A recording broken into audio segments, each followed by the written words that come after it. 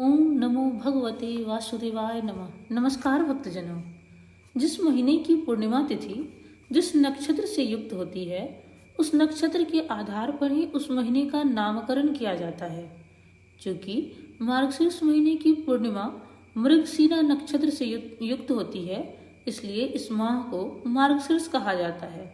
इसके अलावा इसे मगसर, मंगीसर, अगहन, अग्रहायण आदि नामों से भी जाना जाता है। ये पूरा मास बड़ा ही पवित्र माना गया है। इसकी महिमा स्वयं श्री कृष्ण भगवान ने गीता में बताई है। गीता के 10वें अध्याय के 35वें श्लोक में भगवान श्री कृष्ण ने कहा है, बृहत साम तथा सामना गायत्री छंद सामहम मासानाम मार्गशीर्ष मृत्युनाम कुसुमाकर। अर्थात गायन करने योग्य श्रुतियों में मैं बृहत साम और छंदों में मैं गायत्री छंद हूँ तथा महीनों में मार्गशीर्ष और ऋतुओं में बसंत में हूँ।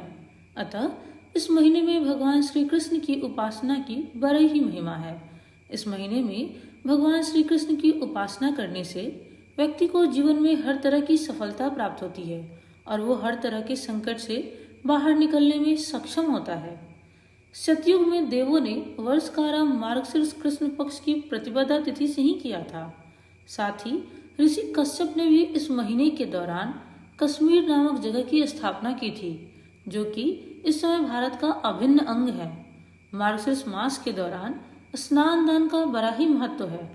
जैसा कि हम जानते हैं, आज से मार्गशीर्ष मास प्रारंभ हो रहा है, इसलिए आज से प्रत्येक दिन हम मार्गशीर्ष मास के महात्म्य को सुनेंगे। आइए आज हम इसके प्रथम अध्याय को सुनते हैं। चैनल पर नए हैं तो चैनल को सब्सक्राइब जरूर कर ले और बेल आइकन दबाना बिल्कुल न भूले।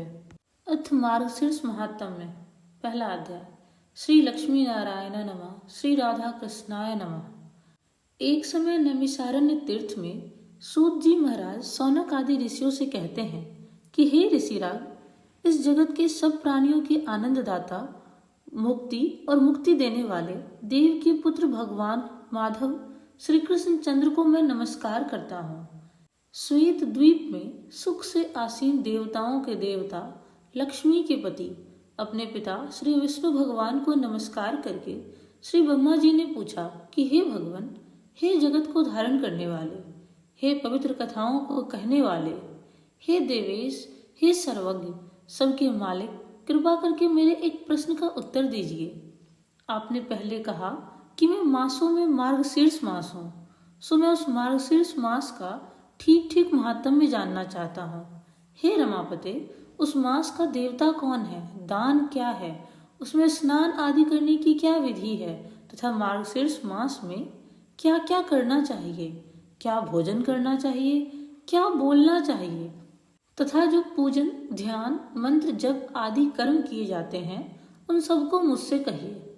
श्री विष्णु भगवान ब्रह्मा जी से कहने लगे कि हे ब्राह्मण, समस्त लोक के उपकारार्थ आपने बहुत सुंदर प्रश्न किया है, जिसके करने से शुभ यज्ञ आदि समस्त कार्य करने का फल हो जाता है। हे सूत, समस्त यज्ञों के करने से जो पुण्य प्राप्त होता है तथा जो सब तीर्थों में जो फल मिलता है, उन सब फलों की प्राप्ति मार्गशीर्ष मास के व्रत के सेवन से मिल जाता है।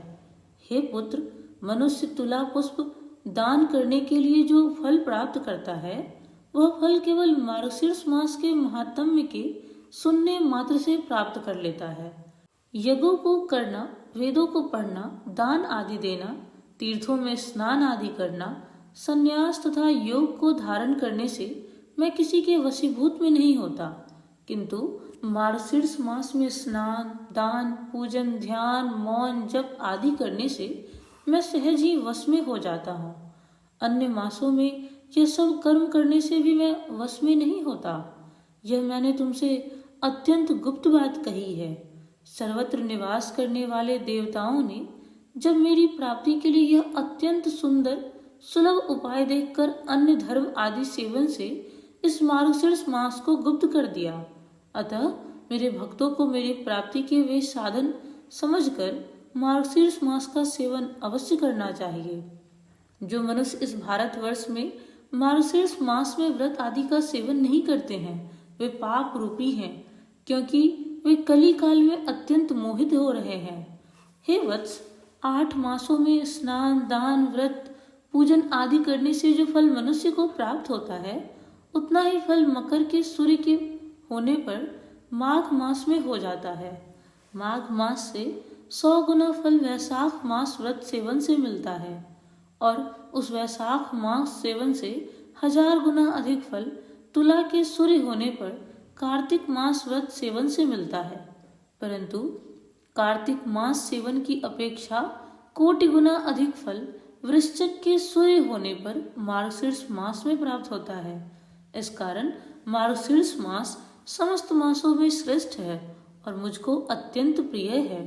हे पुत्र, जो मनुष्य मार्गशीर्ष मास में प्रातःकाल उठकर विधि पूर्वक स्नान करता है, उससे प्रसन्न होकर मैं उसकी आत्मा को अपना ही समझता हूँ।